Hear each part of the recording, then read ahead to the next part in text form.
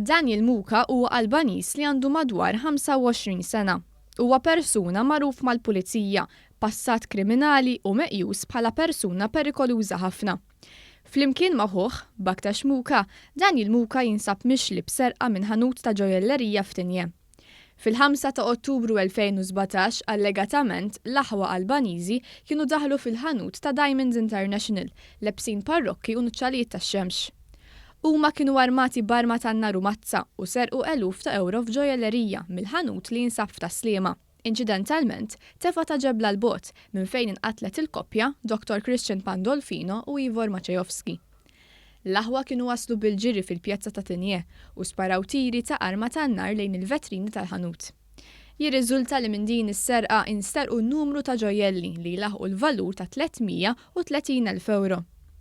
Żewġ impjegati li kienu fil-ħanut waqt is-serqa ma kienu ġarbu ebda ġrieħi, iżda soffrew minn xokk qawwi.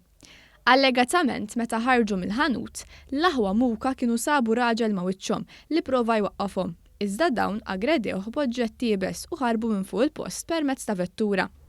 Ġimgħa wara fit-12 Ottubru 2017, waqt ronda li kienet issir minn żewġ pulizija tar-Rapid Intervention Unit, il-pulizija okritom għajnhom dwar żewġ irġiel suspettużi fi triq il-Bajja f'San Ġiljan.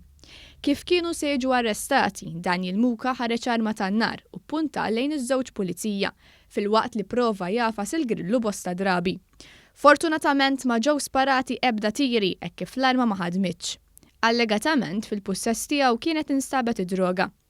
Daniel Muka kien tressa il-qorti akkużat brabta ma' serqa ta' ġojellerija minn Tinje u akkużat ukoll li prova joqtol uffiċjali tal-pulizija. Eventwalment, Daniel Muka kien ingħata l-ħelsien mill-arrest. Ħuh Baktash Muka kien ilu sena jiġi mfittex mill-pulizija brabta ma' serqa tal-ġojellerija. Kien fit-18 ta' Novembru 2018 li Baktash kien ġie arrestat f'Ħal Safi wara li prova jaqbeż f'żona ristretta tal-Ajruport Internazzjonali ta' Malta. Baktash li kien taħt l-effett ta' sustanza illeċita ma rnexxilux jaqbeż fiż-żona tal-Ajruport Internazzjonali għaliex hekk kif ra lis-suldati huwa ħarab jiġri u qabeż għal barracks militari faċċata tal-Medavja. Baktash kien ħareġ arma tan-nar u punta lejn uffiċjal ta' detenzjoni fejn minnu fih ġie miżmum mis-suldati tal-Forzi Armati ta' Malta li kienu fiż-żona. Baktash kien tressa il-qorti fuq żewġ reati. Ġie akkużat li jeddet uffiċjal pubbliku li daħal bla permess fil-barracks ta' Ħal Safi u li fil-pussess tiegħu kellu id-droga kokaina. Dan apparti li ġie akkużat li flimkien magħhom għamel hold-up f'ħanut tal-ġojellerija. Baktash Muka anki xellef difru mal-ġustizzja f'pajjiżu fejn kien injora ordnijiet tal-pulizija u baqa' dieħel f'ħajt wara l-beda jsuq b'mod perikolus.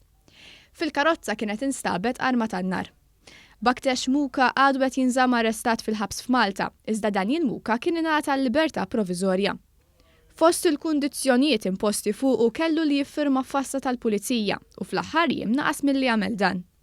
L-aħbar tal-arrest ta' Daniel Muka kienet irrappurtata wkoll fil-medja Albaniża. Issa Daniel Muka ikun meqjus mill-pulizija bħala l-moħħ wara l-qtil ta' koppja il-ġimgħa l-oħra f'dar Lussuża f'Taslima.